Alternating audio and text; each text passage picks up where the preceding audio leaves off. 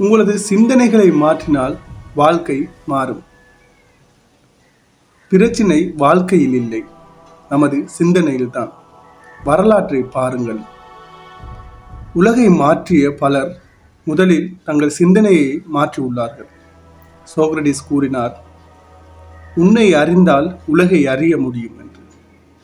அதாவது நம்மளிடம் நாமே கேள்வி கேட்க வேண்டும், நமது எண்ணங்கள் உண்மையா அல்லது பழக்கமா என்று. புத்தர் கூறினார், நாம் எதை சிந்திக்கின்றோமோ அவைதான் நாம் என்று.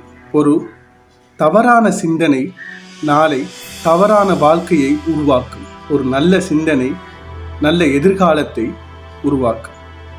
ஆபிரகாம் லிங்கன் ஏழை குடும்பத்தில் பிறந்தார். அவர் பல தோல்விகளையும் பல அவமானங்களையும் சந்தித்தார்.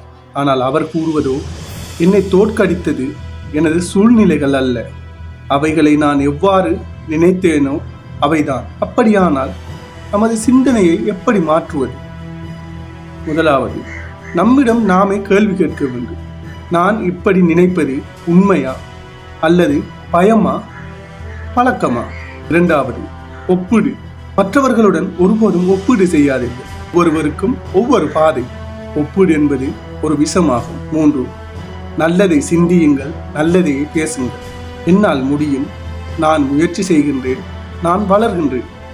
இவை போன்ற கருத்துக்களை கூறி பாருங்கள். நமது சிந்தனையை மாற்றினால் சூழ்நிலை தானாகவே மாறும்.